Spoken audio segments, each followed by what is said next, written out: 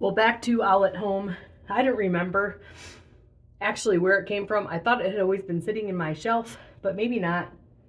But it was one of the first books that some of your moms and aunts read. It was the first, not the first book. It was one of the first books that Ashley read, Lee and Emily and Rebecca and Susie and Uncle Dan read when they were first learning how to read. And it's a fun book, so I'm going to read it.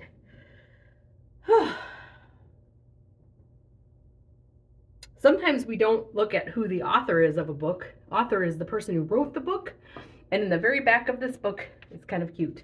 We've got Owl sitting in this chair, and we've got a man. It says, this is Arnold Lobel. He wrote the stories in this book and drew all the pictures. So this man here, hello, I probably might even be dead by now because it's a long time ago that I wrote the book, but I hope you enjoy this book. It's so a masterpiece of mine, and I want you to enjoy it. Oh, yes, I hope you enjoy the book about me. Okay. Owl at Home by Arnold Lobel. That's me! I've never met this fine gentleman, but I'm sure he's a very sweet man, unless he's probably maybe not alive anymore. Rest in peace, my dear Arnold. Owl at Home. Owl is one of my favorite people. Well, he's not a people, he's actually an owl, but he acts like a person, which is called personification in literature. Another free lesson for the day. Okay, the first story is The Guest. Now, there's a lot of words and not as much pictures, so I will do this while you're looking. Owl was at home. How good it feels to be sitting by this fire, said Owl. It is so cold and snowy outside. Owl was eating buttered toast and hot pea soup for supper. Owl heard a loud sound at the front door. Who is out there banging and pounding at my door on a night like this? He said. Owl opened the door. No one was there. Only the snow and the wind. See, there's Owl looking out the window. Who is that? Owl sat near the fire again. There was another loud noise at the door. Who can it be? Said Owl, knocking and thumping on my door on a night like this. Owl opened the door. No one was there. Only the cold and the snow. The poor old winter is knocking at my door, said Owl. Perhaps it wants to sit by the fire. Well, I will be kind and let the winter come in. Owl opened the door very wide. Come in, Winter, Owl said. Come in and warm yourself for a while. Winter came into the house. It came in very fast. A cold wind pushed Owl against the wall. Whoa! Winter ran around the room. It blew out the fire in the fireplace. The snow whirled up the stairs and whooshed down the hallway. Winter, cried Owl, you are my guest. But Winter did not listen. It made the window shades flap and shiver. It turned the pea soup into hard green ice.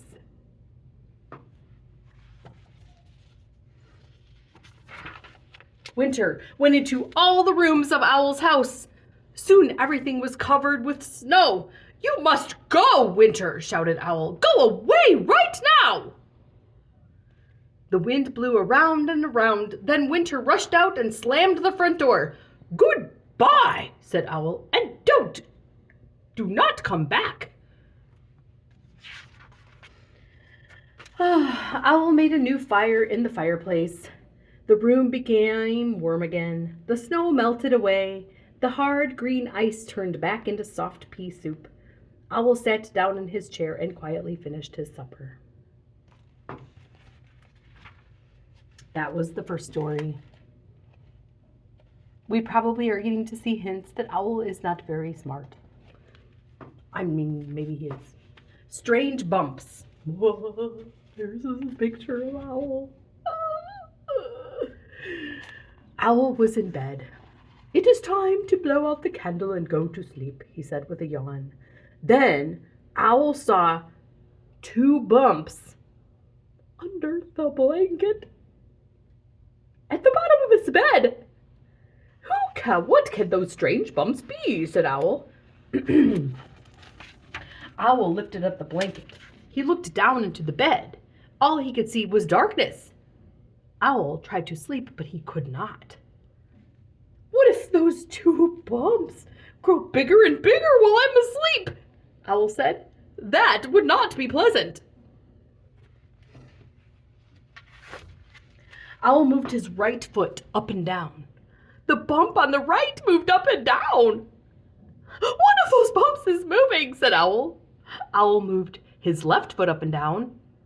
The bump on the left moved up and down. "The other bump is moving," cried Owl. Owl pulled all the covers out of his bed. The bumps were gone. All Owl could see at the bottom of his bed were his own 2 feet. "But now I am cold," said Owl. "I will cover myself with the blankets again." As soon as he did, he saw those same 2 bumps again. "The bumps are back," said Owl. "Bumps, bumps, bumps, I will never sleep tonight." Is Owl kind of not that bright, I think. You probably know what the bumps are, right? I think they're probably his feet, but he's not very smart. Owl jumped up and down on top of his bed. "Where are you? What are you?" With a crash and a bang, the bed came falling down. Well, my goodness, let's overreact just a little bit, little Owl. Owl ran down the stairs, he sat in his chair near the fire. "I will let those 2 strange bumps sit on the bed all by themselves," said Owl. "Let them grow as big as they wish. I will sleep right here where I am safe." Owl's so dumb. And that is what he did. This, my friends, is another story of this owl who does not have very many brains in his little owl head.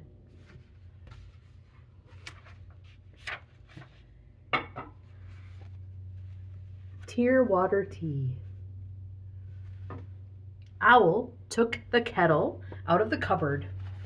"Tonight I will make tear water tea," he said. He put the kettle on his lap. "Now," said Owl, "I will begin." Owl sat very still. He began to think of things that were very sad. Oh, wrong. "Chairs with broken legs," said Owl. His eyes began to water. "Songs that cannot be sung," said Owl, "because the words have been forgotten." Owl began to cry. A large tear rolled down and dropped into the kettle. Blink. Spoons that have fallen behind the stove and are never seen again. More tears dropped into the kettle. Books that cannot be read because some of the pages have been turned down. Clocks that have stopped, said Owl, with no one near to wind them up. Owl was crying. Many large tears dropped into the kettle. Mornings nobody saw because everyone was sleeping. Sobbed Owl. He was sobbing. Mashed potatoes left on a plate. He cried because no one wanted to eat them. And pencils that are too short to use. I'm starting to laugh. Owl thought about many other things. He cried and he cried and he cried.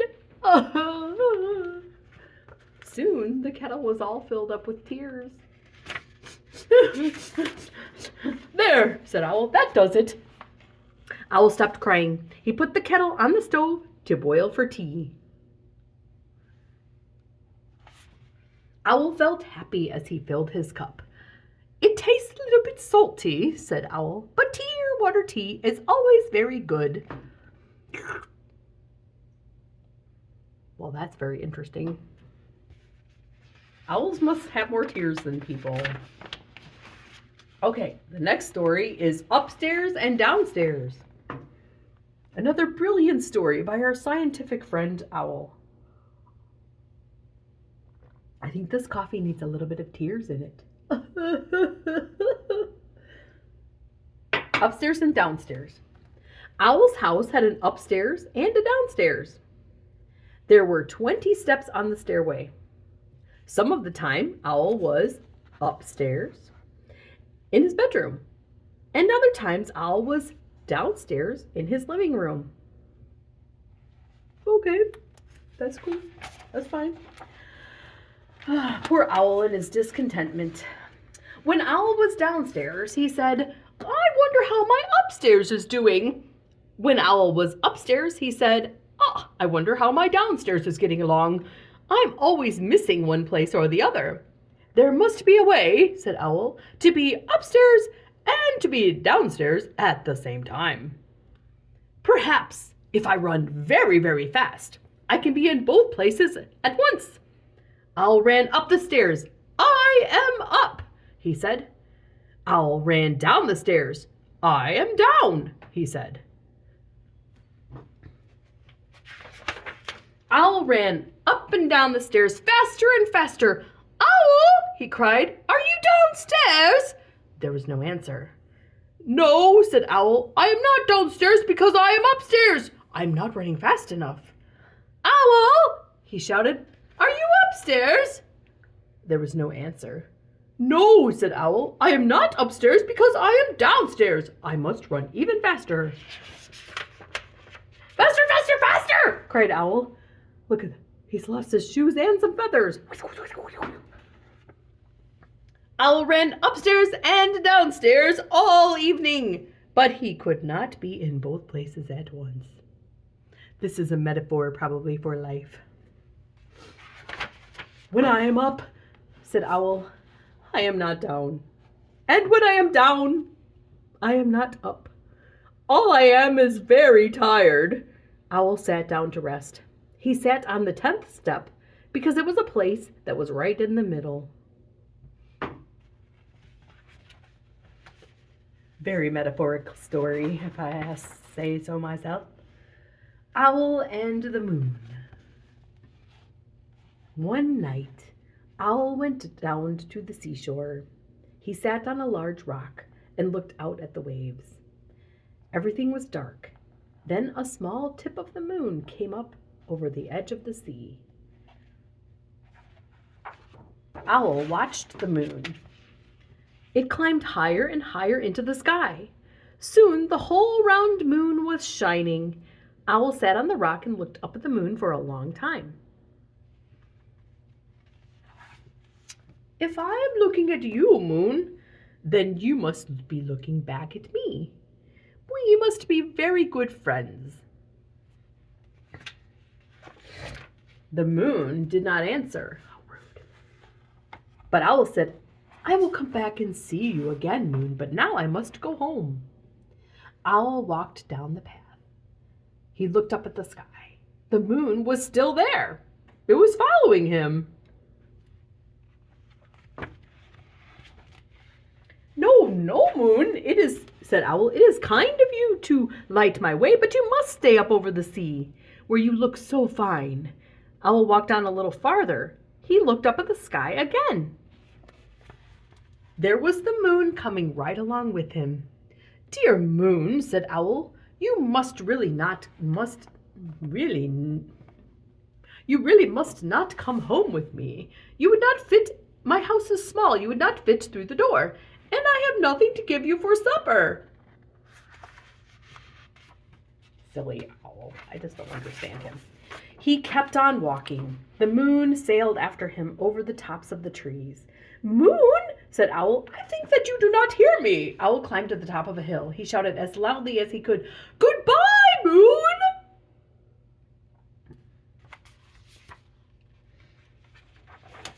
The moon went behind some clouds. Owl looked and looked. The moon was gone. Ah, it is always a little sad to say goodbye to a friend, said Owl. Owl came home. He put on his pajamas and went to bed. The room was very dark. Owl was still feeling sad.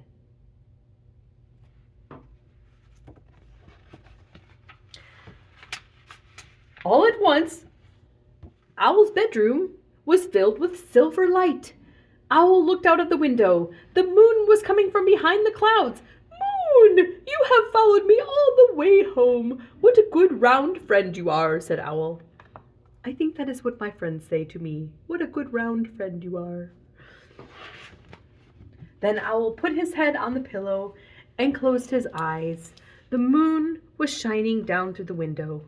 Owl did not feel sad at all. The end. I hope you enjoyed reading my book. I am so glad you read it today. Have a very nice day. Goodbye. And with the very happy story of Owl at Home, I will bid you very good day today, my children. Have a very good day. Goodbye. And Henry says goodbye too.